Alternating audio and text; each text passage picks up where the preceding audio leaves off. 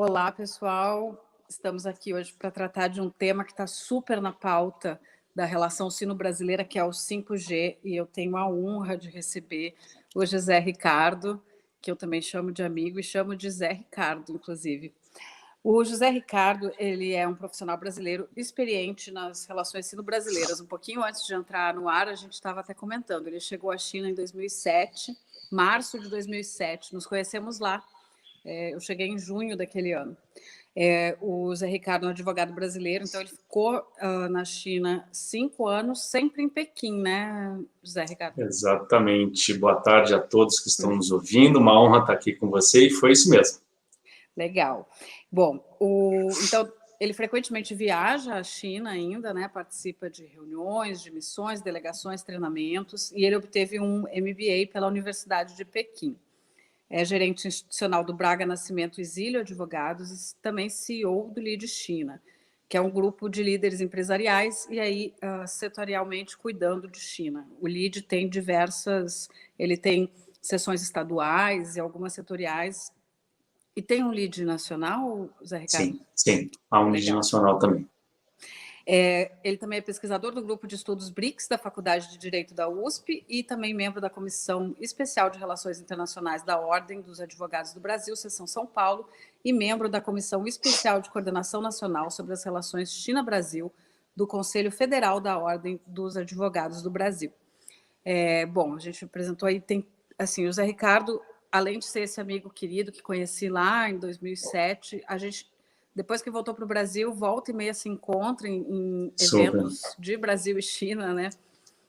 Eu como jornalista, ele trabalhando como advogado, às vezes em eventos do próprio LEAD, já tive em eventos do LEAD em São Paulo, profundo conhecedor de China, e hoje a gente vai debater aqui sobre o 5G.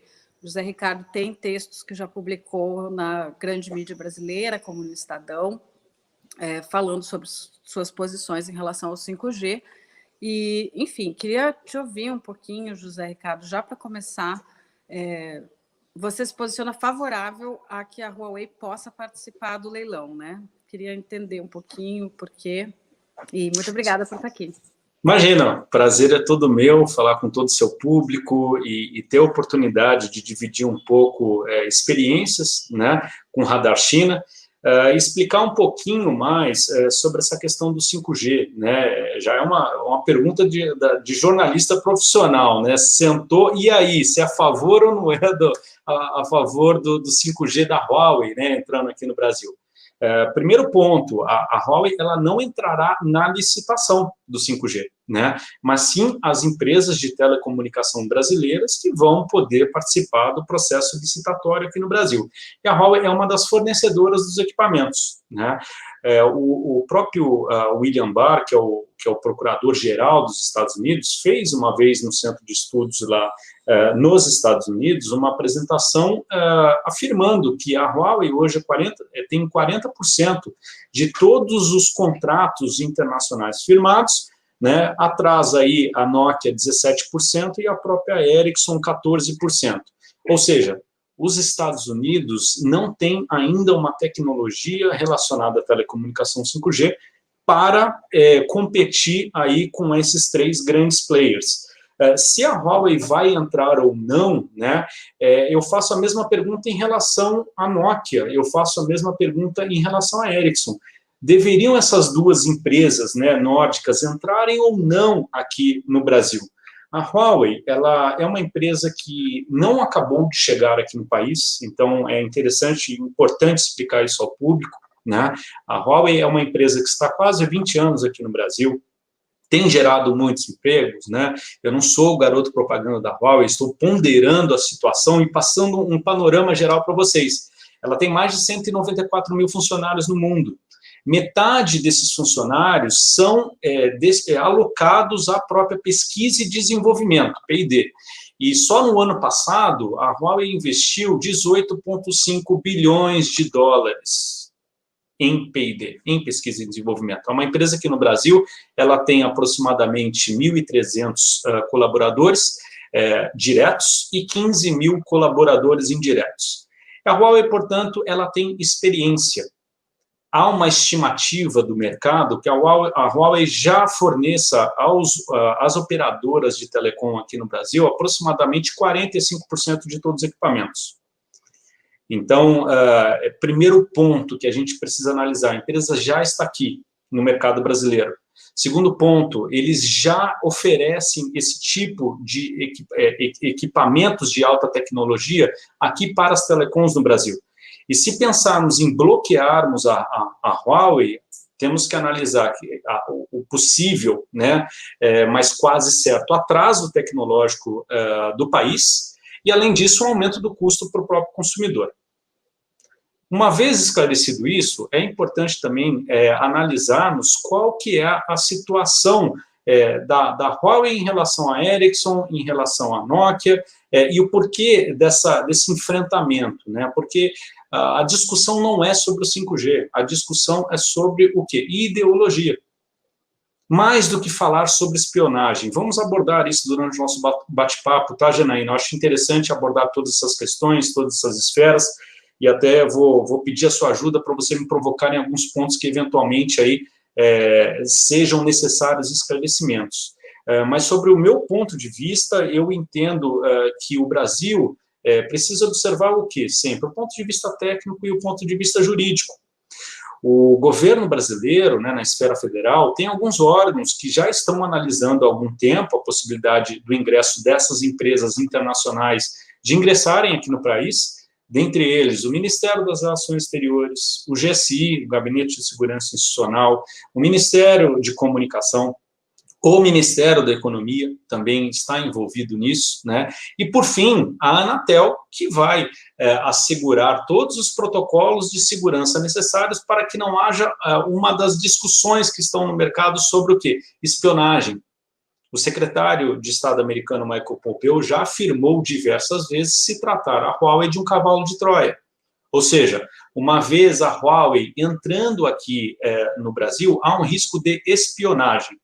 Espionagem significa o quê? A Huawei ter acesso às informações das operadoras de telecomunicação e também acesso aos usuários, os backdoors, ou seja, entradas, né, no corredor, atrás, né, de uma forma sorrateira. E isso não foi comprovado, né? Há diversos estudos no mundo sobre os equipamentos da Huawei. A Huawei foi uma das únicas empresas que disponibilizaram os seus equipamentos aí ao mundo para fazer uma análise de engenharia, friamente falando, né, de uma forma bem direta e objetiva, e não há nenhum estudo conclusivo de que a empresa ela tem essa facilidade, ou seja, de acessar um conteúdo através dos backdoors.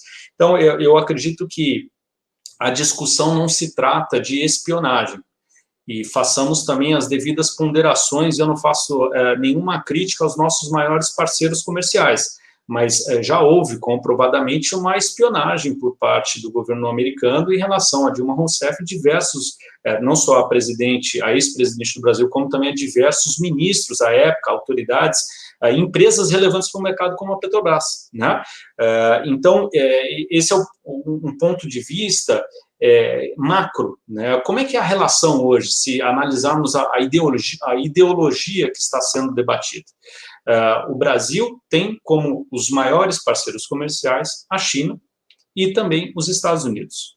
A relação Brasil-China é uma relação de interdependência, porque nós precisamos dos produtos que a China oferece e também a China precisa dos produtos, especialmente commodities agrícolas, pautadas em minério de ferro, soja, petróleo e celulose, né, que basicamente é o que consiste a pauta brasileira, mas é uma relação de interdependência, né? O que temos de tecnologia e, eventualmente, para oferecer para a China são as aeronaves e, além disso, o nióbio, né, que, na verdade, não é uma commodity, né, é usado em alta tecnologia, mas é um ativo muito importante do Brasil.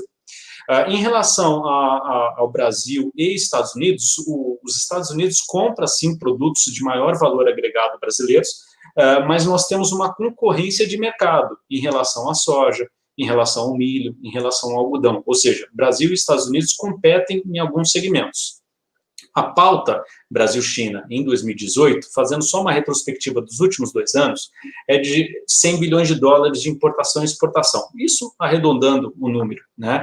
E esse valor também foi repetido em 2019, 100 bilhões de dólares, o que o Brasil exporta e importa, né? O total, exportação e importação Brasil-China. Em relação aos Estados Unidos, a pauta de 58 em 2018 e depois 59 bilhões, quase 60 bilhões de dólares entre Brasil e Estados Unidos. Isso quer dizer o quê? Há um vácuo entre o maior parceiro comercial do Brasil, que é a China, e o segundo maior parceiro comercial, de 40 bilhões de dólares. Tenho escutado muitas críticas no mercado falando que estamos muito dependentes da China. Tanto que em 2019, 80% de toda a soja que foi exportada do Brasil foi destinada para a China. E aí vem a minha pergunta, sem desmerecer demais países, devemos oferecer esses 80% de soja brasileira para quem? Para El Salvador ou para Nicarágua? Porque alguém vai ter que comprar. Se a China não ocupar esse primeiro lugar e os Estados Unidos ocuparem aí a segunda posição, né, nesse vácuo de 40 bilhões de dólares no agronegócio, e aí eu não estou fugindo do assunto 5G, eu já vou voltar para fazer a conexão, quem que vai ocupar esse lugar? Foi bacana, o Exim Bank agora tem uma possibilidade de fazer um empréstimo, né, uma ajuda, né, no investimento de 1 bilhão aqui no Brasil, né, que foi mencionado pelas autoridades americanas. Super legal, mas quais são as negociações? O que devemos buscar? Eu acredito que a gente não deve se envolver, e essa é uma opinião, uma humilde opinião minha, não devemos nos envolver nessa guerra que começou em 2018 entre os Estados Unidos e a China. Essa briga é deles. Devemos nos atentar aos nossos interesses, aos interesses nacionais. E quando eu falo dos interesses nacionais, é por isso que eu abro para o agronegócio, porque é um toma lá da cá, uma visão muito macro, não é pontual e específica somente em relação ao 5G. Se continuarmos desse jeito, a gente vai tirar o pragmatismo das relações do próprio, inerentes ao próprio Ministério das Relações Exteriores do Brasil, que sempre foram exímios negociadores. Né? Temos um dado importante, bacana também para mencionar, que são os PACs, os Planos de Ação Conjunta Brasil-China, né? O segundo PAC ele vence agora 2020 para 2021, e temos também o Plano Decenal de Cooperação entre Brasil e China. O que é o plano de cooperação decenal? Né? Esse segundo plano será de 2021, 2022 até 2031, são 10 anos. São projetos-chave. O Brasil e China, eles desenvolveram um arcabouço institucional desses projetos. E esses projetos-chave podem ser, por exemplo, ao meu ver, incluída a questão do 5G. Porque são os flagship projects, como são chamados, são oportunidades do Brasil receber grandes investimentos chineses e também a China receber investimentos brasileiros. Tudo depende de como vamos articular. E não deixa de ser também uma oportunidade para nós, brasileiros, discutirmos algo que está em falta desde a década de 70, que é o quê? Uma discussão efetiva sobre a política industrial nacional. Nós temos uma oportunidade, nesse momento de plano decenal, dizer para a China, chineses, não temos ainda assinado uma política do cinturão em rota, mais tarde, oportunamente, vamos debater sobre isso, não temos também um acordo de livre comércio, mas podemos, nos termos do plano decenal, debatermos sobre algumas questões que são interessantes para ambos os povos, uma relação ganha-ganha. O que queremos da China? Né? Os chineses sabem muito bem o que querem do Brasil, mas nós precisamos nos expressar melhor sobre o que queremos com a China. Não é síndrome de vira-lata, eu não gosto dessa pecha. Mas a gente precisa estudar previamente, precisamos debater internamente com políticas públicas eficientes, né, sobre os nossos planos de curto, médio e longo prazo. A China, Janaína, sob o meu ponto de vista, não olha o Brasil num mandato de 4 anos. O Brasil é mais do que isso. E não só o Brasil, como qualquer outro país parceiro. A China sempre analisa a longo prazo.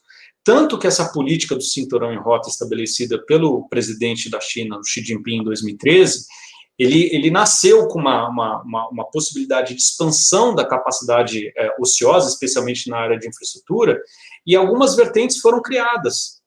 durante o desenvolvimento desse plano, né? Então, há o plano da infraestrutura, da saúde, especialmente desenvolvida, também impulsionada por conta do Covid-19, e na área de tecnologia. E essa tecnologia você tem 3 faces: a área do 5G, a área do e-commerce, né, o comércio eletrônico, diga-se de passagem, no dia 11/11, né, o Singles Day, que é um processo de grandes vendas em toda a China, e também os países que fazem negócio com a China já estão conhecendo muito mais, de uma forma muito mais aprofundada. E além do e-commerce, também as cidades inteligentes. 5G, e-commerce e cidades inteligentes. Nós podemos nos valer dessas políticas. A China já assinou, desde de março, até março de 2020, 138 políticas do Belt and Road, né? 138 países, desculpa, melhor dizendo. São 2.000 projetos no exterior que já foram realizados por essa política. Foram mais de 110 bilhões de dólares americanos investidos nesses projetos BRI no mundo. Por outro lado, embora não tenhamos assinado, a China já investiu, tem um estoque de investimento estrangeiro direto, o FDI, na ordem de 80 bilhões de dólares americanos aqui no Brasil.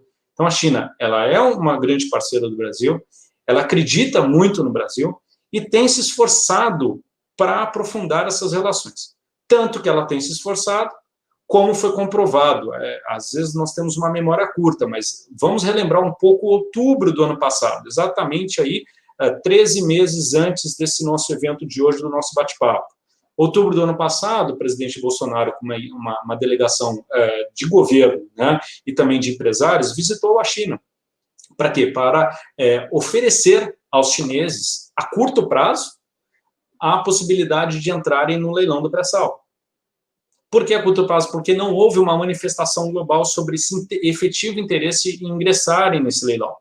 E os chineses, como uma forma de respeitarem essa amizade, né, e de valorizarem isso, ingressaram. E eles participaram e venceram essa licitação, junto com a Petrobras. Esse é apenas um dos exemplos que estamos falando. E se nós tivermos alguma questão a enfrentar pontualmente, não falo Estados Unidos, eu falo Brasil, China, nós temos a COSBAN. O que é a COSBAN? É uma Comissão Sino-Brasileira de Concertação e Cooperação de Alto Nível Brasil-China. Esse é um mecanismo de diálogo político entre o Brasil e a China, dividido inicialmente em 11 e agora 12 subcomissões, em que podemos nos apresentar, podemos apresentar as nossas dificuldades, podemos apresentar também os nossos anseios, os nossos pedidos para melhorar essa relação. Há, a título de exemplo, uma subcomissão de agricultura. Há, a título de exemplo, uma subcomissão de ciência e tecnologia. Olha que bacana, são duas esferas que hoje estão em voga. A Tereza Cristina, né, a ministra da Agricultura, inclusive, eu gosto muito da interação que ela tem com o público e com a imprensa, porque ela consegue apaziguar os ânimos, né? Tanto que nas recentes declarações, recentes, eu digo março, abril, tanto do Eduardo Bolsonaro como também do ministro Weintraub, a própria Tereza Cristina, a ministra, disse que o momento era de se construir pontes. Né, o Blasi, que é ex-ministro da Agricultura, também tem assinalado o risco que o Brasil sofre na hora de eventualmente declinar a possibilidade da empresa chinesa Huawei em participar do leilão e, como moeda de troca, a China deixar de importar produtos brasileiros, especialmente agribusiness. E por que falamos isso? Porque o agribusiness não é nada tecnológico, não há muito valor agregado. É certo que o agribusiness brasileiro tem, a título de exemplo, o minério de ferro tem uma pureza muito melhor do que a Austrália, do que o minério de ferro australiano. Só que, em questão de logística, né, o minério australiano chega muito mais rápido lá. Mas a China pode ter outros caminhos. Talvez o caminho que eu estou dando da Austrália não seja o mais adequado por conta da guerra que está sendo travada entre a Austrália e China. Mas já ouvimos notícia na imprensa de que a China está desenvolvendo em Moçambique, Tanzânia, em outros espaços, a possibilidade de cultivo de soja. De novo, para quem vamos vender a soja? Então, eu bato muito nessa tecla do pragmatismo, porque nós temos que olhar a questão do 5G sob o ponto de vista macro. Não estou nem entrando na esfera do 5G propriamente dito, que é muito bacana, que vai revolucionar a forma de como vivemos, né? A possibilidade, imagina, de desenvolvimento de tecnologia inteligente nas máquinas, né? O IoT, a internet das coisas, a possibilidade de estarmos aqui hoje, eu em São Paulo e a Janaína como uma médica fazendo uma cirurgia, né, através da telemedicina, né? Por quê? Porque há uma diminuição da latência. Alguns falam de 10 a 20 vezes mais rápido que o 4G e outros engenheiros, inclusive, afirmam a possibilidade de aumentar até 100 vezes essa velocidade. É a possibilidade de você ver um vídeo em real time, né, em tempo real, em tempo vivo. Questão dos carros autônomos, a possibilidade de uma segurança maior, aqueles operários que trabalham em minas profundas, porque a gente pode mandar um maquinário sem ter a mão de obra humana.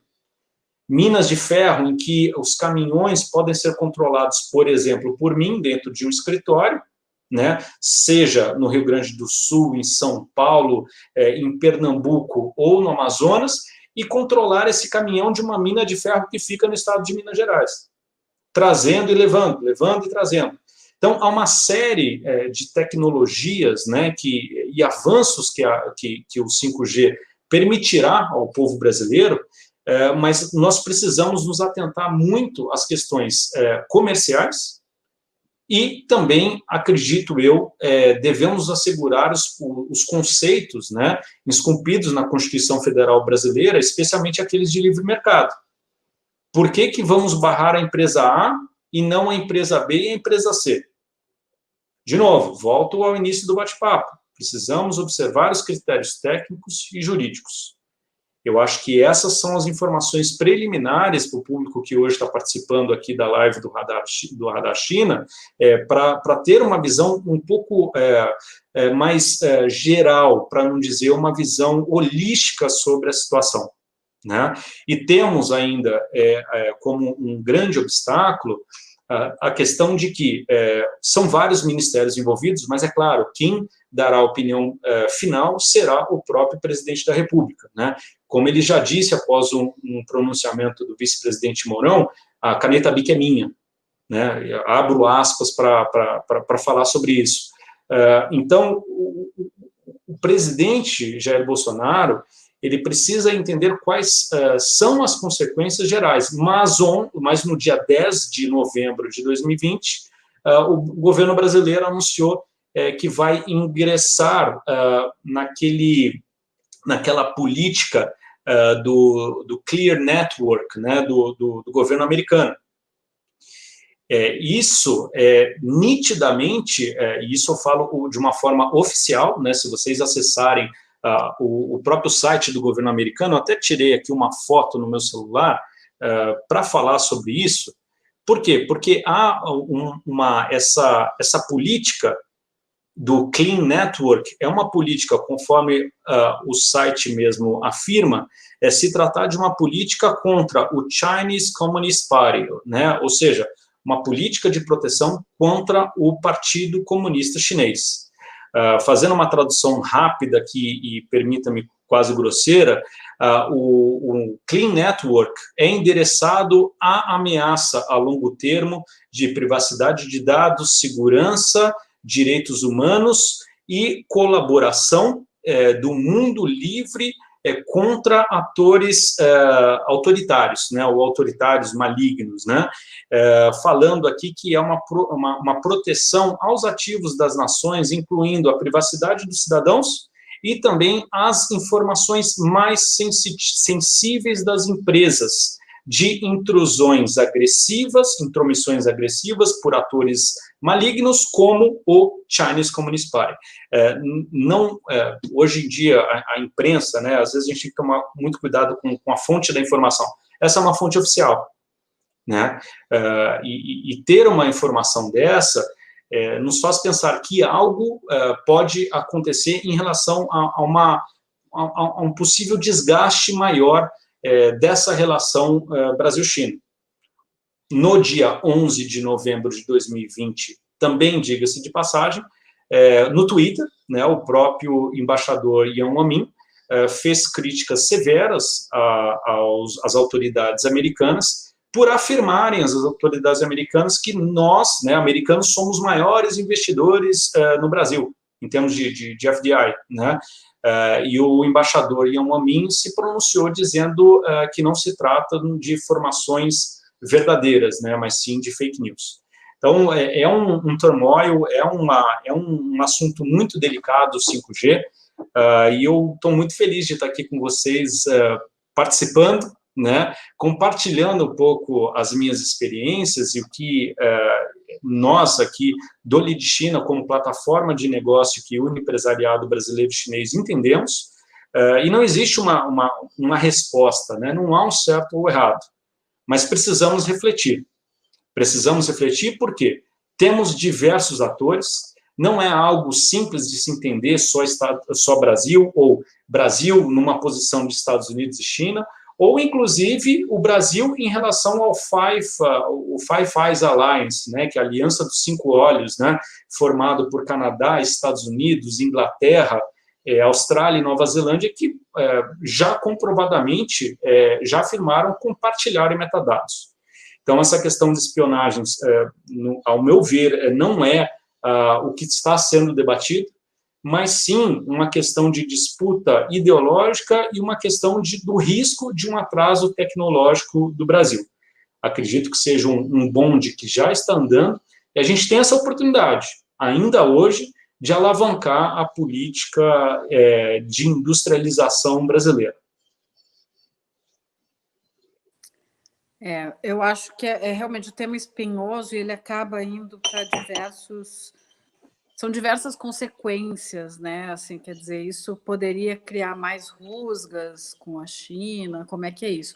O fato é que eu enxergo muito o Brasil como centro dessa discussão, assim, dado a importância do mercado brasileiro, quer dizer, estar aqui ou não é importante para a Huawei e para os Estados Unidos. Eles veem como muito importante que a Huawei não esteja aqui. Então, acho que são questões bem importantes para a gente pensar porque que o Brasil acaba discutindo tanto isso. Todo mundo está discutindo, mas enfim. Zé Ricardo, muita gente nos deu boa tarde, Matheus Silveira, Júlio Negri, negócios na China, e a gente já tem algumas perguntinhas, mas é porque você estava falando um pouco também de outros países, eu lembrei da Suécia, que barrou a Huawei, o governo decidiu que barraria a Huawei da entrada nos processos de licitação, porque é isso, né? E não é nem a Huawei, né? É o direito de as operadoras poderem contratar os equipamentos da Huawei. Aí o governo da Suécia decidiu que não. Pois nessa semana, as próprias operadoras lá, e agora vou falhar com os nomes, mas são 4, entraram na justiça contra essa decisão governamental, e o que aconteceu é que agora o leilão travou. Ele está suspenso, porque se enxerga... Aliás, não foram as operadoras, a Huawei entrou contra a decisão, mas as operadoras apoiam, porque é parecido ao cenário aqui do Brasil, onde várias operadoras já atuam com Huawei no seu 3G e no seu 4G, que nem o Zé Ricardo falou, mais ou menos 40% dos equipamentos são Huawei, então trocar tudo isso. E se a gente tem 3 concorrentes, deixar só 2 competirem, quer dizer, deve aumentar o preço, né? Porque aí ficaria só Nokia e Ericsson. Eu queria que você comentasse um pouquinho esse caso da Suécia, que eu acho bem emblemático, e também se você acredita que caso a gente decida por barrar a Huawei, se você acredita que daqui a pouco a gente possa seguir por esse caminho e vai judicializar essa questão, enfim. Bom, Janaína, os seus comentários eu acho que foram muito pertinentes sobre a atual situação, né? E é difícil a gente participar de live, né, pessoal? Porque a gente tem que se atualizar hoje basicamente de minuto a minuto. Tudo pode acontecer, né? Nós temos hoje essa relação ainda um pouco... não sei se nebulosa é o termo mais adequado, mas um pouco de dúvida sobre o que significa o Brasil aderir ao Clean Network, né? Essa política, essa ação norte-americana, né? Quais serão as consequências em relação a tudo, não só a tecnologia, mas em questão de uma série de relações bilaterais ou trilaterais, se eu posso assim dizer, né?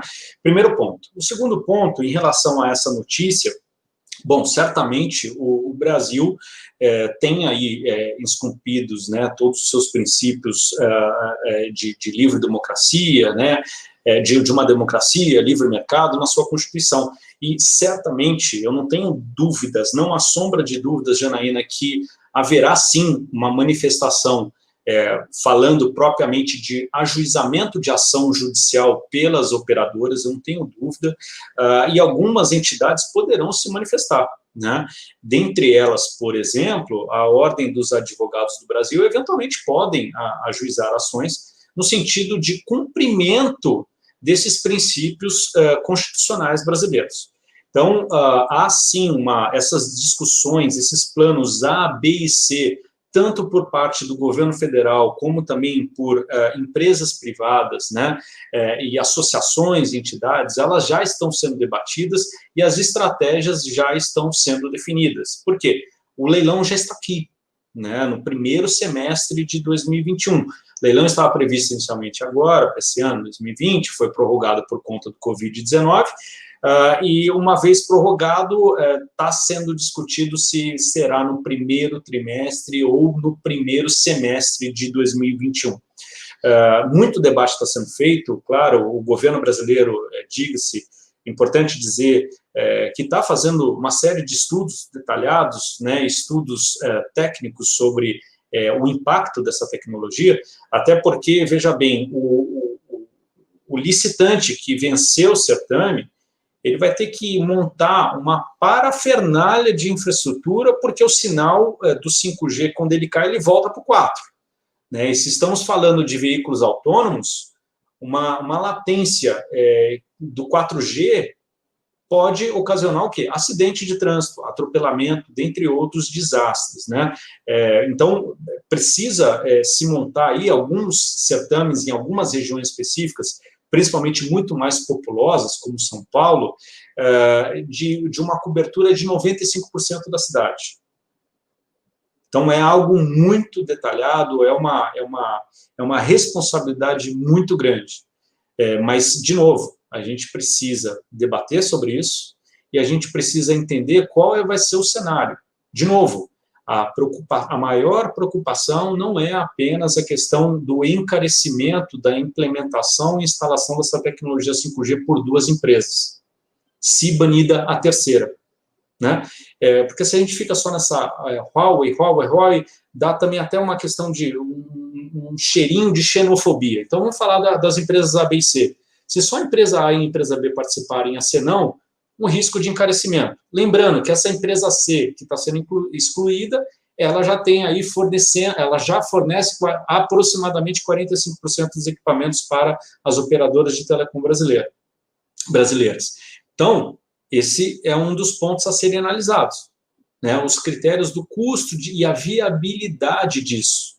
E vamos lembrar que essa empresa C, ela está vindo de uma experiência num país a 17 mil quilômetros, em que investe aproximadamente 2% do seu PIB em inovação. Se analisarmos os planos quinquenais, o que são os planos quinquenais? São os planos de meta estabelecidos pelo governo da China desde a sua fundação, né? A sua fundação foi em 1949, mas a partir de 52 para 53, os planos quinquenais foram lançados na China. Né? O primeiro plano foi de 52 para 53, inspirados aí no modelo da União das Repúblicas Socialistas Soviéticas. E esses planos são planos para que o chinês enxergue o que deseja ter a cada 5 anos. Só que, além dos planos quinquenais, a China já tem uma política do Made in China 2025 e o China Standards 2035. Já vou chegar lá. E tem também algumas metas. 2021, são 100 anos da fundação do Partido Comunista Chinês. A China pretende ter uma economia equilibrada, né, e uma economia socialista de mercado, se eu assim posso dizer, uma erradicação da pobreza, né, extrema até 2030. dezembro de 2020, a China pretende erradicar por completo a pobreza extrema. E até 2049, quando são 100 anos da fundação da República Popular da China, a China quer chegar num patamar, né, em que talvez seja um patamar almejado até de outras dinastias, né, porque, pessoal, falamos muito de Estados Unidos, falamos muito de China, mas se analisarmos a China 200 anos, antes de 200 anos dessa janela, a China ela tinha, aí, em algumas dinastias, de 25% a 30% do PIB mundial.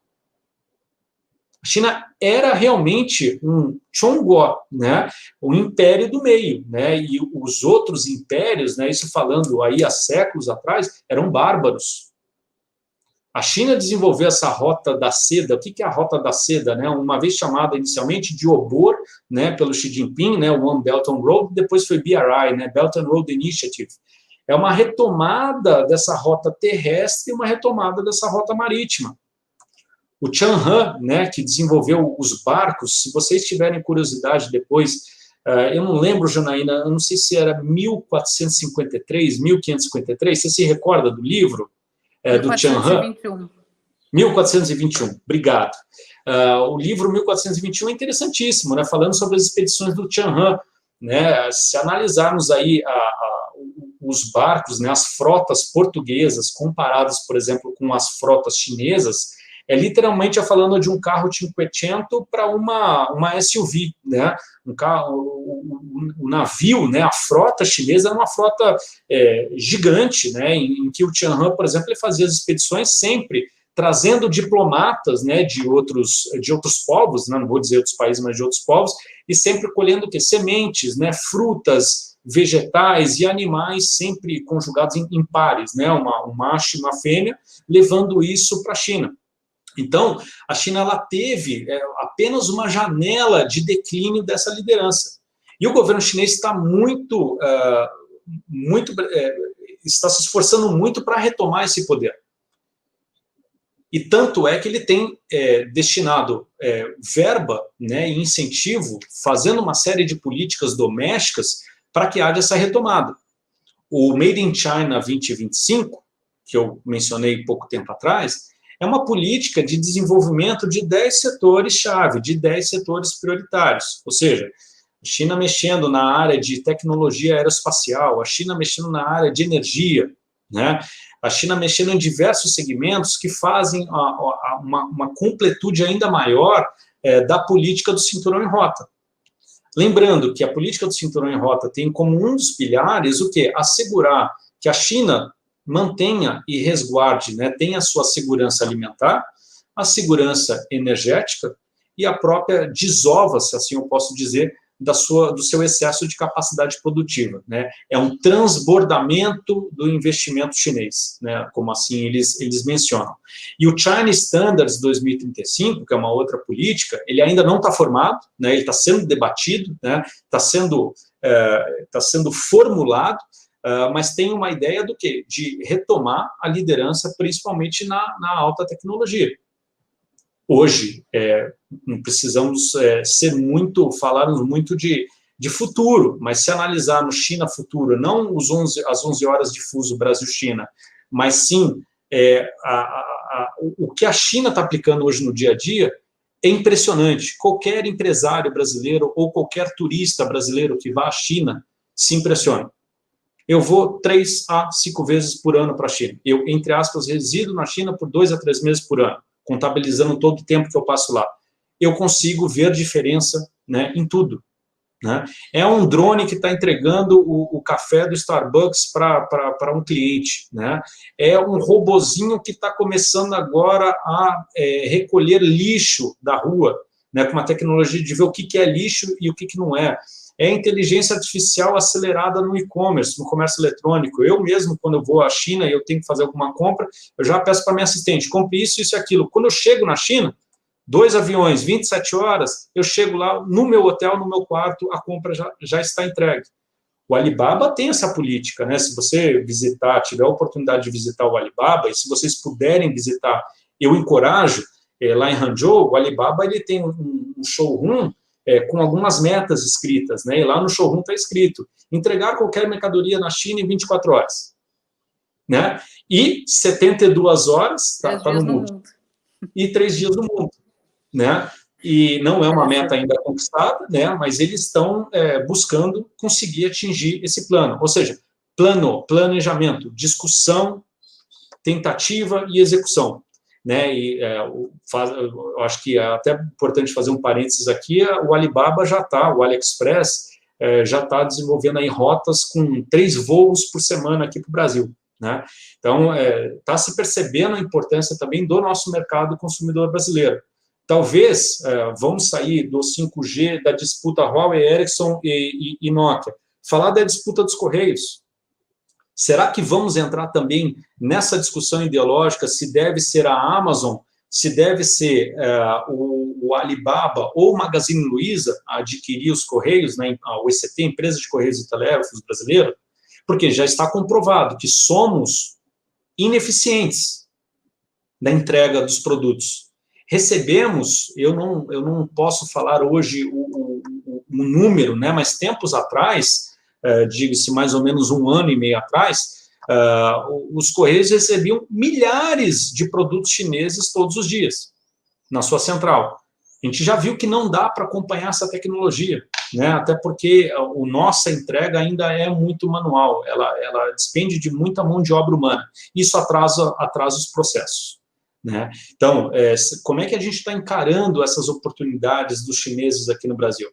A gente vai declinar a empresa chinesa de tecnologia Huawei 5G, logo mais, cedo ou mais tarde, a empresa de Correios e Telégrafos vai ser privatizada, também entraremos nessa esfera, né? E não na esfera técnico-jurídica, ou também pragmática, mas sim numa questão ideológica.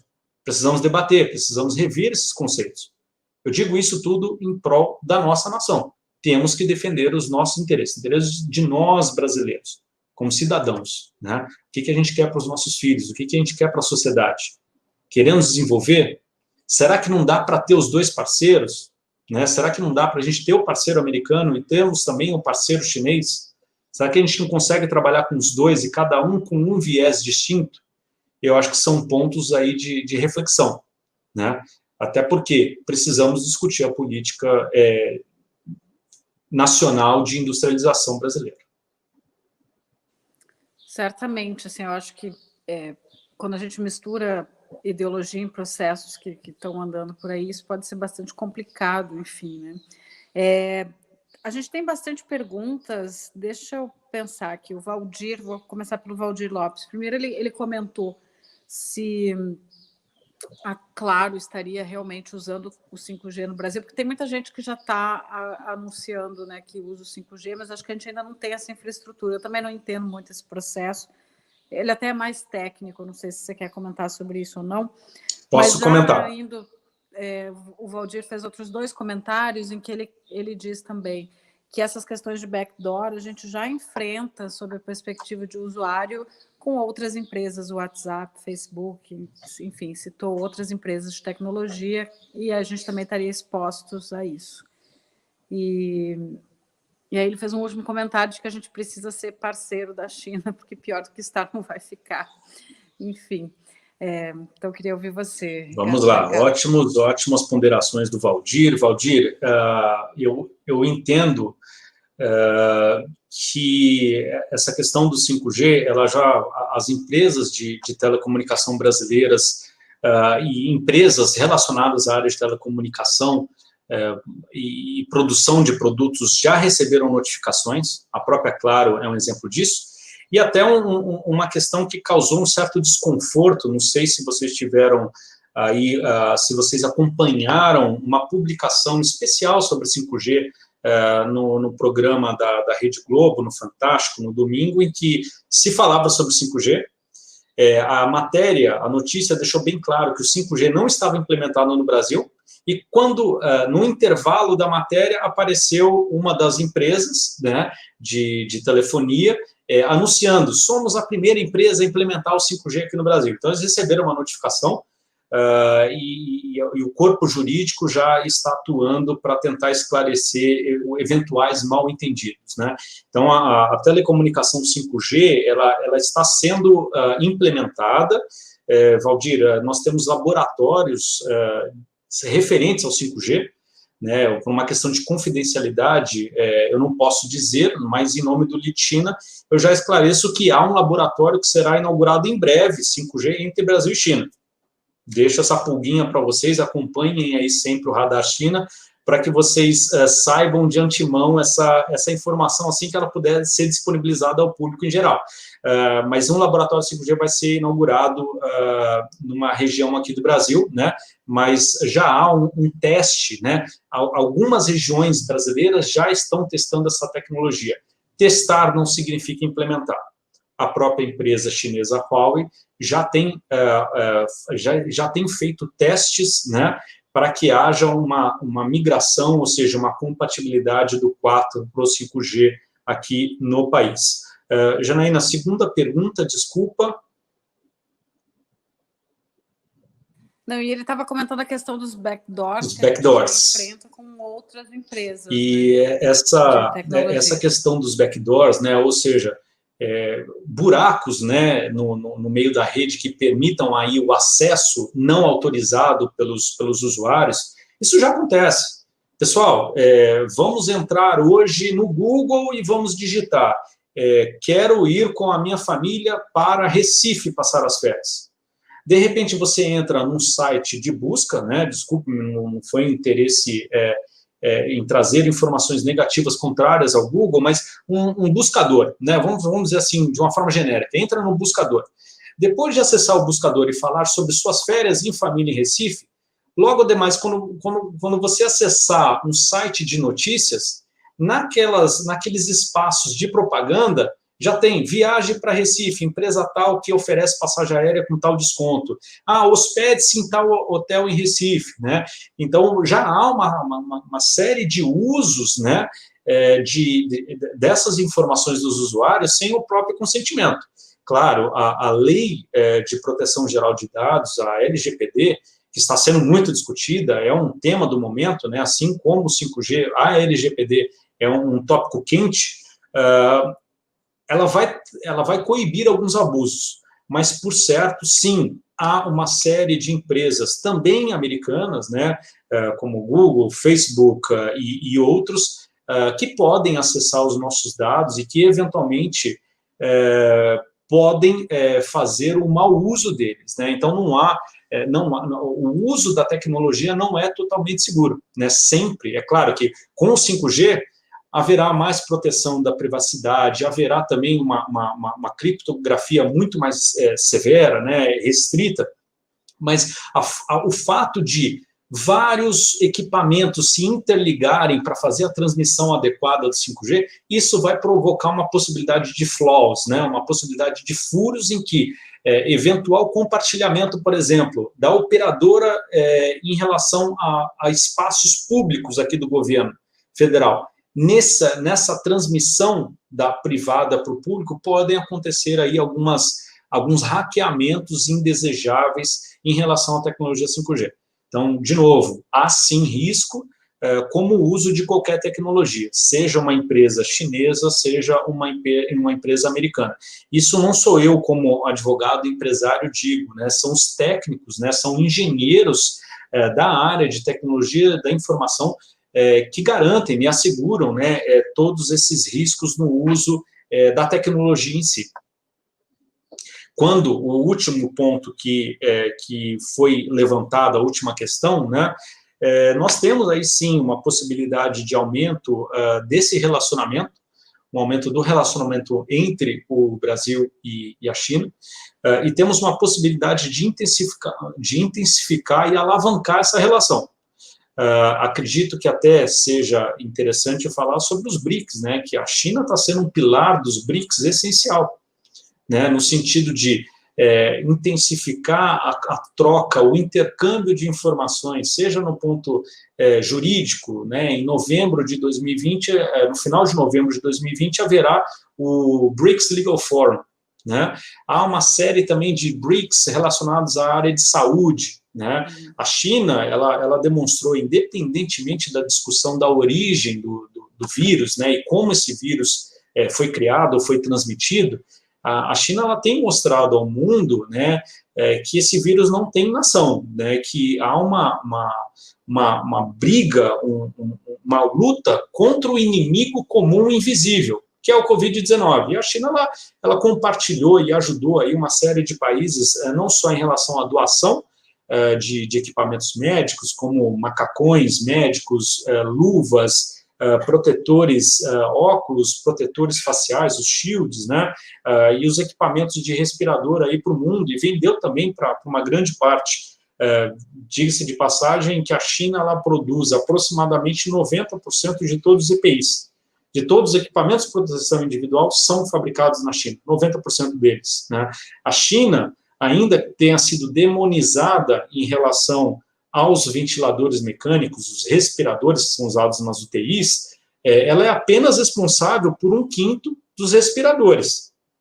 Eu não vi, pelo menos na imprensa brasileira, não posso falar da imprensa internacional, mas eu não vi na imprensa brasileira nenhuma perguntando sobre quem são os outros países, né, que produzem os 4/5 de todos os respiradores.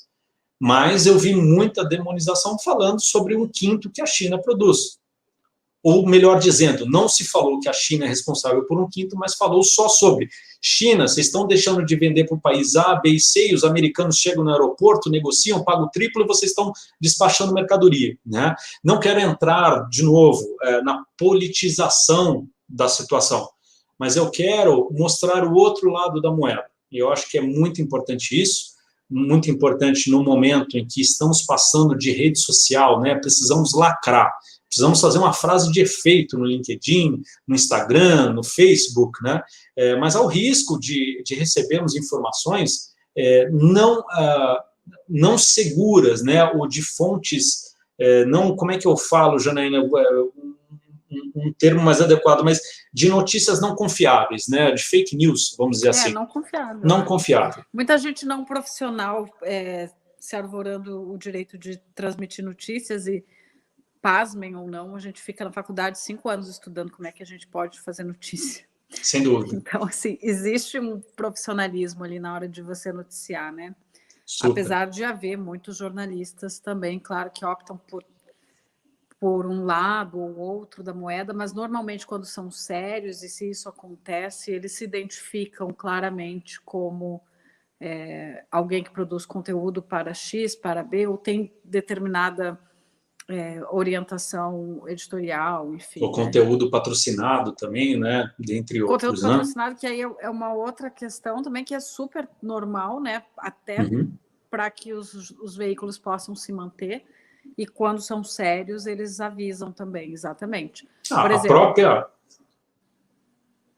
a própria Xinhua, Janaína, você falou disso, eu me lembrei agora, a própria Xinhua fez o conteúdo patrocinado agora num veículo específico aqui de imprensa brasileiro, falando sobre a CIE, a China International Import Expo, né, a Feira Internacional de Importação. Esse é um momento até, acho bacana compartilhar com o seu público do Radar China, muito importante para o Brasil. Por quê? Porque podemos desenvolver aí a venda de produtos brasileiros para o público chinês. É o primeiro movimento que a China faz em termos de feira, em que os chineses estão importando do mundo. Então, eles realizam essa feira em Xangai, né? Essa terceira edição que começa agora em novembro, né? Foi do dia 5 até hoje, né? São 5, 6 dias de duração, e eles prometem, no prazo de 5 anos, comprar 10 trilhões de dólares do mundo. Eu vou voltar com esse número, a cada uns 5 anos comprar 10 trilhões. Pessoal, a gente tem o que o chinês precisa. Produtos de alta qualidade, agribusiness nem se fala, que a gente tem de mel, de própolis, né? De diversos segmentos, não só da área de alimento, na área alimentícia, mas também na área de produção, serviços. Temos serviços super bacanas que os chineses são curiosos e têm interesse em contratar. Então, é uma feira também para o brasileiro que quer vender o seu produto participar. Né, participar dessa feira CIE, né, no intuito de vender, aumentar a sua exportação para a China, sem considerar também o mercado eletrônico, né, o comércio eletrônico, em que você mesmo sendo um pequeno ou um médio empresário, tem a possibilidade de exportar o seu produto sem um alto investimento que seria requerido e seria possível e viável apenas por uma empresa de grande porte. Ou seja, eu sou um pequeno produtor de café e eu posso exportar o meu café especial, o meu café gourmet, né, como alguns falam, para a China, né, através dessas plataformas online. Então, há muitas oportunidades aí para a gente desenvolver e intensificar a relação, como há também com os Estados Unidos. Há uma possibilidade de intensificarmos. A gente vai precisar ver como se dará essa relação, né? Estamos agora no final de era Trump e o Biden está entrando, né? A partir do dia 20 de janeiro de 2021, o Biden ele vai ingressar e foi nomeado e eleito, né? Se não tiver nenhuma disputa, terá disputa jurídica, mas se não tiver nenhuma alteração, ele vai coordenar e vai conduzir aí os Estados Unidos da América, e acho importante começarmos a entender e acompanhar quais são as manifestações do presidente Biden, né, em relação ao Brasil, e como se dará essa guerra. Na minha opinião, é muito cedo ainda para avaliarmos, mas podemos tirar algumas conclusões desde já.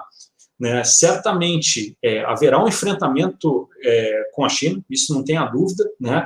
Mas eu acredito que haverá um resgate da primeira fase do acordo comercial. Por que disso? Porque o Biden ele é um exímio negociador. Na imprensa brasileira se fala muito sobre as gafes que o Biden cometeu, né? Mas pouco se fala sobre o poder de negociação que ele tem. Ele foi o responsável, né, o chair da Comissão de Relações Internacionais do Senado americano. Então, ele gosta de ser, ele é muito aberto ao diálogo, ele gosta de entender os dois lados. Né? É um negociador nato, um negociador habilidoso, e o fato de ter um presidente negociador, eu acredito que o diálogo poderá ser melhor conduzido, né, que ele pode ser melhor aí aproveitado. Isso eu falo não só em relação ao acordo comercial, o embate, né, comercial, guerra comercial Brasil, China e Estados Unidos, como também a própria relação Estados Unidos e Brasil. Né? Tirando essas farpas que temos acompanhado em relação à Amazônia, né, precisamos entender do governo americano, a partir do regime do Biden, como serão essas relações. Para quê? Para otimizarmos os nossos interesses. Né, para que a gente continue aumentando a exportação para a China, para os Estados Unidos, ainda que tenhamos de 2019 para 2020 diminuído sensivelmente as exportações. Mas os Estados Unidos continuam sendo um importante parceiro comercial do Brasil. Com certeza. Deixa eu fazer um apanhado aqui de perguntas. O Michel Damasceno está comentando que se o Bolsonaro poderia até excluir a Huawei, mas eventualmente... Na verdade, se ele não excluísse, ele poderia atrasar, né? Isso, de qualquer forma, também é preocupante. Acho que retoma a coisa da judicialização, enfim. E aí, Rafael Ferrari, aliás, desculpa, o Leandro Ferrari, até comentou em relação ao 5G, que é engraçado que a gente fale isso quando hoje a gente tem falhas na rede atual, né? Ele comenta que, às vezes, você está andando pela estrada, você fica a 60 quilômetros sem internet. E aí, só para fechar, eu acho que dá para juntar também uma pergunta da Gabriela Alves, porque ela faz a seguinte... A pergunta dela é a seguinte: o 5G da China depende, de certa forma, de alguns componentes onde os Estados Unidos detêm tecnologia, que são os chips. E, na verdade, não só os Estados Unidos, mas empresas europeias também, principalmente. E se a gente adotasse e daqui a pouco pudesse haver sanção, se isso não significaria que o Brasil, adotando o 5G que viesse da Huawei, se a gente não ficaria obsoleto em um certo tempo, dadas sanções dos Estados Unidos. Então, acho que a gente está falando muito aí de tempo, né, de demorar e os perigos, perigos, enfim, potenciais da adoção do 5G da Huawei. São ótimos comentários, obrigado pela colaboração de todos que estão nos assistindo. Sim, certamente o presidente Bolsonaro, por ele ser, entre aspas, de novo, and I quote, né, a caneta Bic é minha, né, ele pode sim atrasar, ele tem todas as prerrogativas para falar, pessoal, falar para a sua equipe, né, tanto do GSI, como do Itamaraty, como do Ministério da Economia, o Ministério das Comunicações, e ainda, eu falo até que o Ministério da Agricultura é um ministério adjunto nessa questão do 5G, né, porque tem essa influência, como já debatemos previamente. Ele tem sim a possibilidade, a prerrogativa de atrasar se ele não sentir que os ministérios elaboraram relatórios, né, técnicos, com informações técnicas, e também não foi debatido diplomaticamente falando, né, ou entre os negociadores de todas as esferas e de todos os ministérios, ainda não houver um consenso. Se não houver um consenso, o presidente Bolsonaro pode sim falar, olha, pessoal, a gente vai fazer esse leilão a partir do segundo semestre de 2021, 2022 ou 2025, né? Ele que vai ter essa autonomia para decidir e definir o atual momento.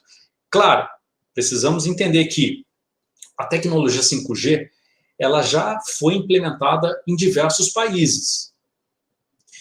Então, significa que os primeiros erros, ou os erros mais básicos, já estão sendo sanados e solucionados nos países em que a tecnologia está sendo implementada, ou já foi implementada, e o Brasil ele pode, entre aspas, se valer disso, né, e não chegar nessa fase de alguns erros, vamos dizer assim, básicos, né? Mas também não podemos falar em implementar uma tecnologia 5G em 2025, sabendo que os demais países já estão, por exemplo, que tem uma alta agricultura, já utilizando o drone, e o drone fazendo toda a mensuração do quê? Da quantidade de água na plantação, quantidade de inseticida, como é que está o desenvolvimento da parte A para a parte B, né? Por quê? Porque a gente vai perder mercado, a gente vai perder competição. Você imagina se eu tivesse aqui uma inteligência artificial com todo o conhecimento que o Zé Ricardo está compartilhando, e essa máquina que está aqui na frente de vocês ficasse 24 horas respondendo todas essas perguntas. O Zé Ricardo real, ele vai lá dormir, ele volta, a máquina está ainda respondendo. Agora, na vida real, temos aqui Zé Ricardo real com Janaína real, num período X de tempo para debater sobre um tema quentíssimo, mas, uma vez findo, o Zé Ricardo vai embora. Né? Então, a máquina ela vai aumentar não só a produtividade, como a assertividade, o accuracy. Né? Então, a gente precisa também se atentar a isso, né? Sobre a questão do prazo de não perder o bonde. Né? Essa frase é muito forte, mas às vezes eu uso nas entrevistas com a imprensa, falando que o Brasil não pode se dar ao luxo de perder esse bonde na história. A gente precisa fazer história através da implementação do 5G. 5G não significa China, 5G não significa Estados Unidos, 5G significa tecnologia. Deixar muito bem claro. E ainda deixando também claro que 5G Estados Unidos não não tem ainda uma empresa que consiga competir com a Huawei, a Ericsson e a Nokia. Né? E o último ponto que foi debatido também por vocês, pelo público, que foi levantado aqui pela Janaína, é em relação à dependência dos chips. Né? Claro, a China ela vê isso como um bottleneck, né? Como um gargalo e o risco de desenvolvimento. Temos acompanhado aí os Estados Unidos banindo diversas empresas de alta tecnologia chinesa, como o TikTok, por exemplo, né, que já atingiu aí a cifra de 1 bilhão de usuários nos Estados Unidos.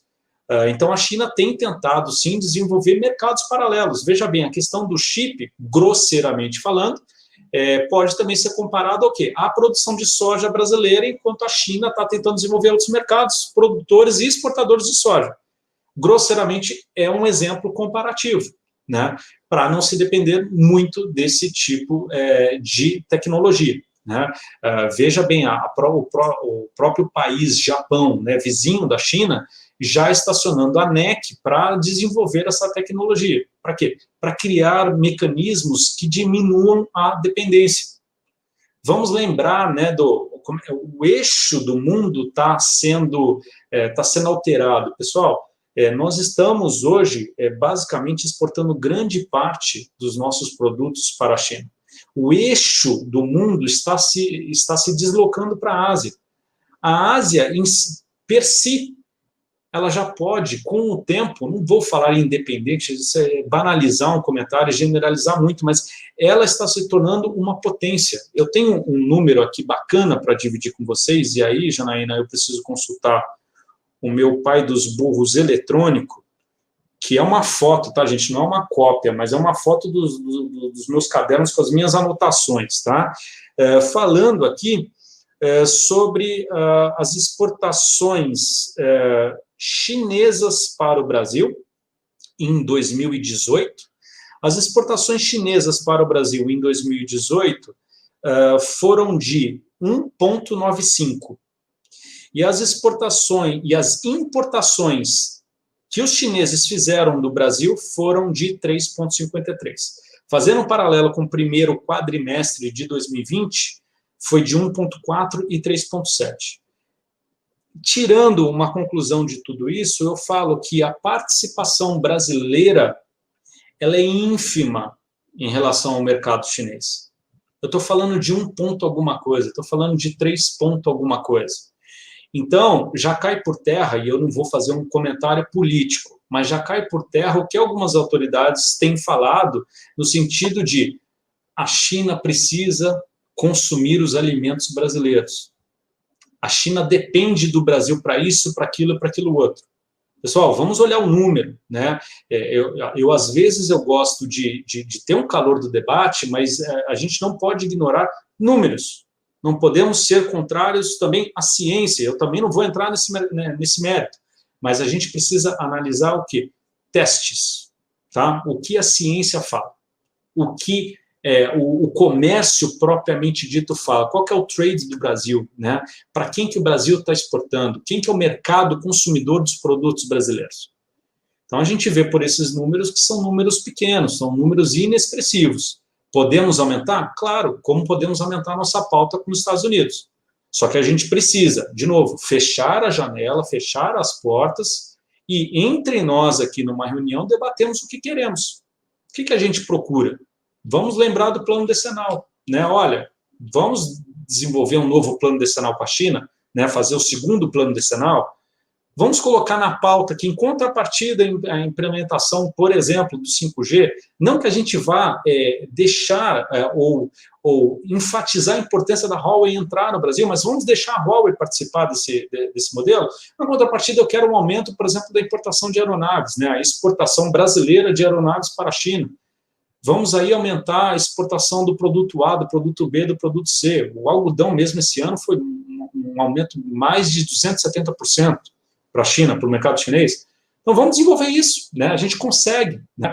E a China, eu termino aqui fazendo meu comentário em relação a essas 3 dúvidas, a China ela é muito clara com o governo brasileiro, eles são exímios negociadores, mas eles foram muito claros com o governo brasileiro no próprio PAC, o Plano de Ação Conjunta. Né? Tem um plano decenal, que são projetos-chave, né? Flagship projects, e há o Plano de Ação Conjunta, que são metas, né?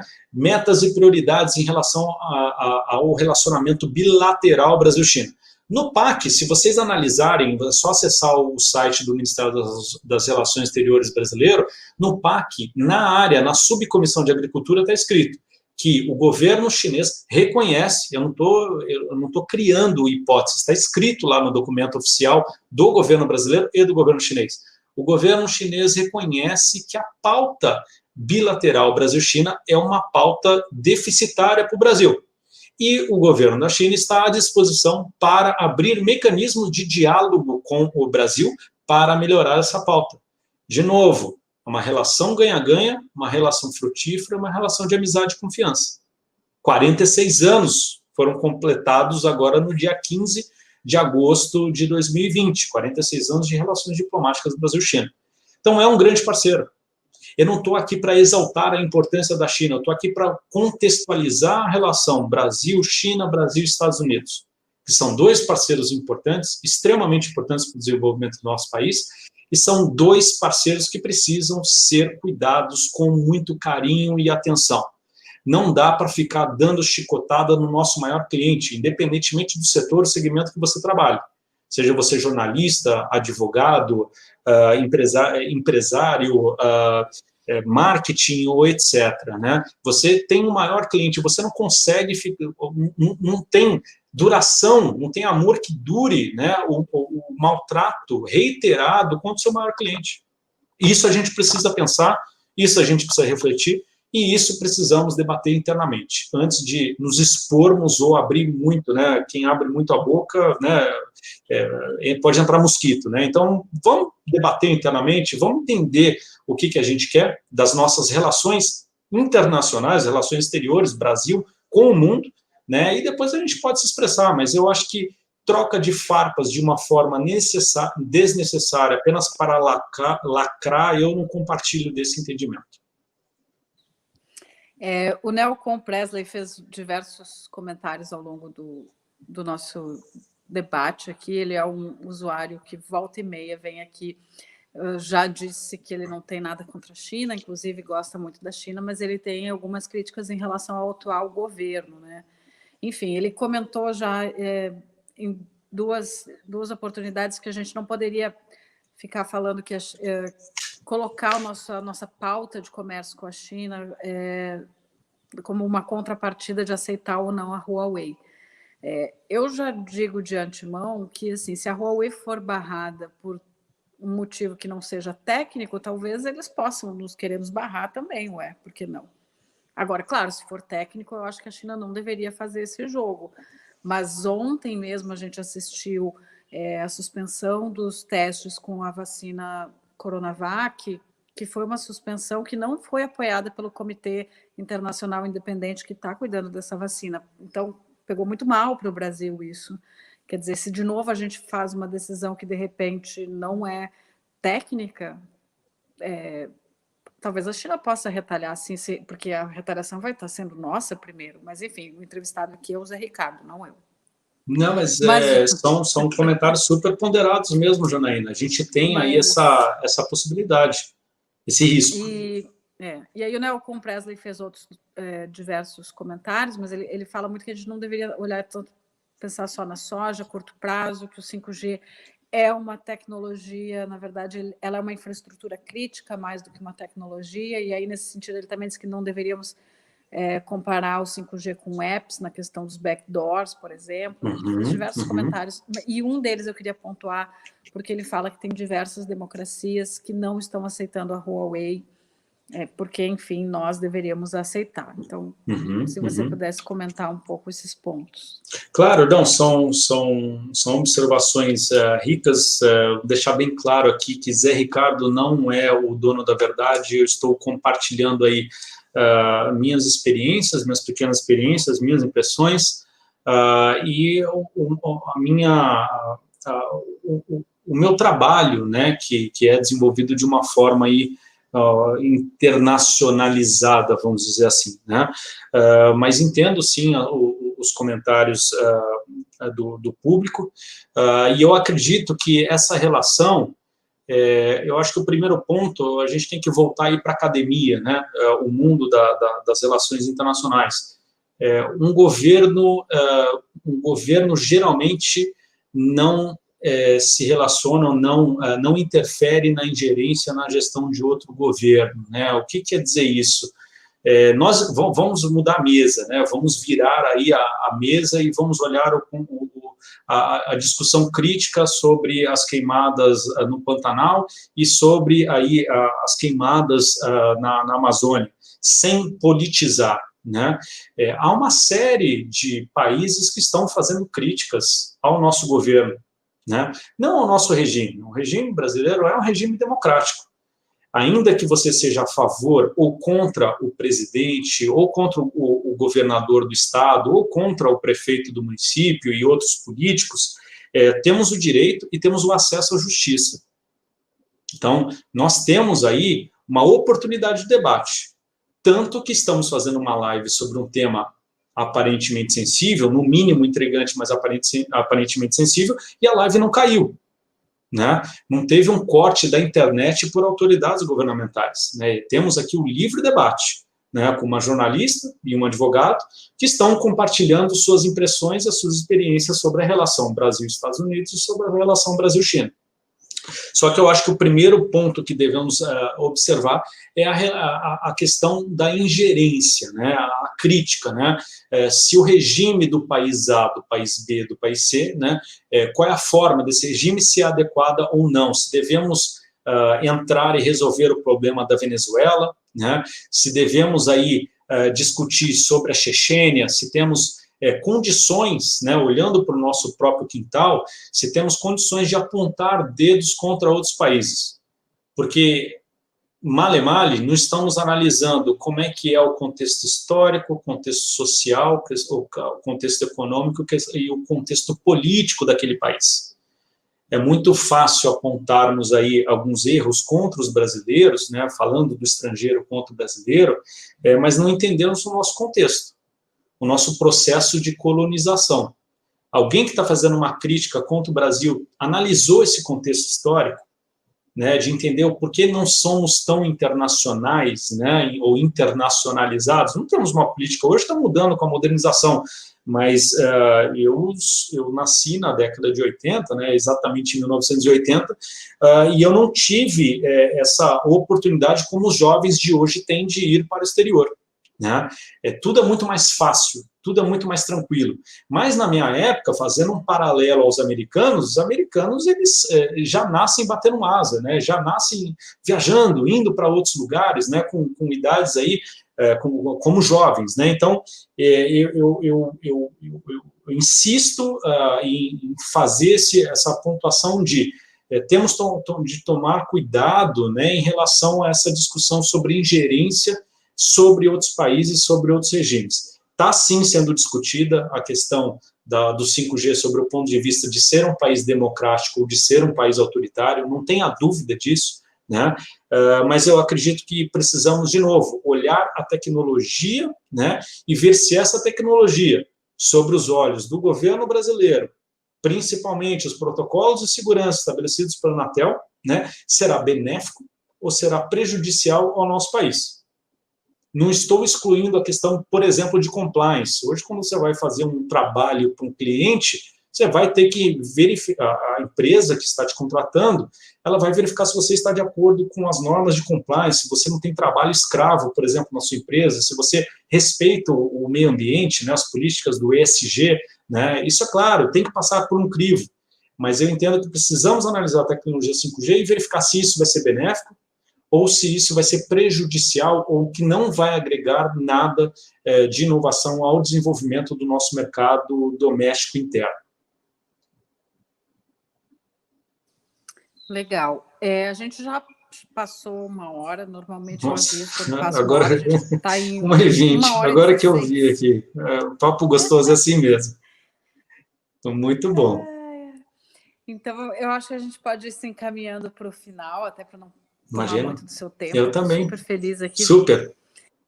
Deixa eu encaminhar uma pergunta do Jorge Carvalho. Ele fala assim, o padrão da TV digital do Brasil é fruto de parceria com o Japão. Existe alguma iniciativa de universidade ou de empresas brasileiras de tecnologia com a Huawei no desenvolvimento do 5G? Em que tipo de parceria você diz? Trocas, intercâmbio? Eu imagino que seja na área de pesquisa, enfim. Sim, existe. Pessoal, eu não posso contar, eu preciso esperar um pouquinho, tá? Eu preciso esperar exatamente 1 mês, tá? Eu prometo que a Janaína vai compartilhar com vocês, mas assim, não só a questão de instituto de pesquisa, essa troca, esse intercâmbio. Há um memorando de entendimentos que será assinado em dezembro, no início de dezembro de 2020, entre uma academia, né, uma universidade do Brasil renomada, junto com um instituto de pesquisa X, também que eu não posso comentar, mas não tem nada a ver com a Huawei, é a criação e a constituição de um laboratório 5G. Ou seja, prol da pesquisa, não é prol da discussão se é a empresa 1, a empresa 2, a empresa 3, ou como falamos inicialmente, se é da empresa A, da empresa B e da empresa C. É fomento de estudo, fomento de pesquisa. Sim, há um laboratório que está sendo criado, né, e as informações sobre isso serão abertas ao público em dezembro de 2020. Então, acho que é mais É mais um motivo aí para vocês acompanharem o Radar China e ver o que vai rolar do mais atual possível em relação a essa tecnologia. Queremos saber. E é muito legal, né? Assim, falando de empresas brasileiras, eu me lembro, aliás, desculpa, de empresas chinesas que atuam aqui no Brasil, eu lembro da BYD, que tem um laboratório para pesquisa de painel solar junto com a Unicamp, e se não me engano, eles têm alguma coisa de pesquisa em Manaus também. Sim, a Huawei tem, se não me falha a memória, o laboratório lá com a Vivo. E tem um laboratório com a Vivo lá em Brasília. Então, eles estão fazendo uns testes. Laboratório para pesquisa de Smart Cities. O Paulo Ferraccioli disse que a live foi muito boa, dá parabéns para você, José Ricardo. Obrigado. E o Matheus Silveira está torcendo para que esse laboratório de 5G seja no Rio de Janeiro. Então, não sei de onde o Matheus mas estou imaginando que ele é do Rio. Não sei se você vai apostar, Matheus, mas não é no Rio de Janeiro. Infelizmente, não vai ser nessa região por hora, pelo menos desse projeto que eu estou aí secretamente dando algumas pitadas para vocês. Legal. O Valdir Lopes comenta que o YouTube e as redes americanas não derrubam esse debate, mas também não impulsionam, e que eles impulsionam só as corporações americanas e dos aliados. Quer dizer, a gente sempre tem, né, essa ideia de que os países acabam lutando pelas suas empresas e pelas suas políticas, né? Sim, aliás, isso é muito interessante. O Brasil não deveria se aliar a ninguém, né? Sim a si mesmo, que é o que você está falando. Eu acho até um ponto interessante, aí eu vou replicar o que um dos comentaristas da CNN fez no grande debate sobre 5G, dizendo, né, de acordo com até um estadista francês, que as nações não têm amigos, né, as nações têm interesse. Então, eu fecho até o compartilhamento das minhas ideias aqui com vocês, falando que a gente precisa buscar os nossos interesses, né? Temos sim que preservar e valorizar a amizade, né? E acho que os nossos parceiros americanos, os nossos parceiros chineses, dentre outros, né, os argentinos e outros países, temos sim que preservar essa amizade, mas no fundo temos que também nos resguardar e apresentar o que nós queremos, né, para o nosso Brasil, o que nós queremos para desenvolver o nosso país e para a gente deixar um futuro melhor para os nossos filhos. Legal, Zé Ricardo. Bom, eu agradeço todo mundo que esteve aqui hoje, os comentários foram vários, o tema realmente suscita diversas opiniões e, enfim, e, aliás, é muito novo, né? Eu fico torcendo pelo menos que o 5G entre efetivamente em leilão no ano que vem, porque vai ser importante para a gente, para o Brasil, né? Sim, sim. Já te convido a me mandar o WhatsApp, assim que você puder dizer aonde é esse centro, quem está por trás desse centro, nos dá a notícia. Com prazer, com prazer. E se você puder, volta aqui, comenta, ou convida mais gente para o centro e comenta. Vamos em dezembro, eu vou ficar te mandando WhatsApp. Super, super. Promessa é dívida. Vai ser um prazer. Legal. Gente, na semana que vem, a próxima live vai ser com a professora Karen Vasques, que vai falar de BRICS com a gente, porque no dia 17 de novembro acontece a cúpula dos BRICS, a próxima. A anterior foi aqui em Brasília, essa agora tem como país sede a Rússia. Então, acontece no dia 17, eu vou conversar com a Karen no dia 18, porque se espera muita coisa, principalmente dos bancos de desenvolvimento, e vamos ver como é que os países, enfim, vão se encaixar, esses 5 países, Brasil, Rússia, Índia, China e África do Sul. E toda segunda, quarta e sexta, 11 da manhã, eu abro aqui uma live no canal para comentar as principais notícias de China e de relação sino-brasileira. Então, na sexta-feira, às 11 horas, quem puder voltar, a gente comenta. Aí é um programinha rápido, 15, 20 minutos, só comigo comentando as notícias. Isso aí, só um último detalhe, o BRICS Legal Forum, né, o Fórum Jurídico dos BRICS, também acontecerá justo aí na época da live, né, com a Karen, nos dias 17 e 18, né, isso está sendo promovido e é um evento online, gratuito, não sou responsável por essa organização, tampouco, estou apenas compartilhando com vocês, mas quem tiver interesse sobre o aspecto jurídico, né, o BRICS Legal Forum será realizado nos dias 17 e 18 de novembro. Posso deixar um recadinho, Janaína? Claro. Aqueles que tiveram aí a paciência de me escutar aí durante quase 1h25, se vocês quiserem, fiquem à vontade para contactar a Janaína e tecer aí algumas perguntas, e a gente pode também continuar esse debate. Se vocês quiserem também me seguir no Instagram, josericardo.80, não preciso nem falar que eu nasci em 1980, então já está lá o endereço certinho, e também pelo Lead-China, né, como plataforma de negócios, Lead-China Oficial. Caso contrário, o LinkedIn também é muito fácil de nos encontrar e estamos aí super à disposição. Obrigado mais uma vez ao Radar China, à Janaína por essa oportunidade. Foi muito legal e realmente, assim, 1 hora é muito curto, né? Muito rápido e o tempo passou assim hoje. Passou. Espero que tenha sido válido e tenha instigado o público, né, sobre essas questões tão importantes para o nosso país. Eu tentei ser o mais frio possível no sentido de tirar o calor político, né, e respeitar a opinião política de cada um que está participando, e, de novo, foi um prazer aí compartilhar essa primeira experiência junto com o Radar China. Muito obrigado. Legal, obrigada. Tchau, tchau, pessoal. Tchau, tchau. 再见.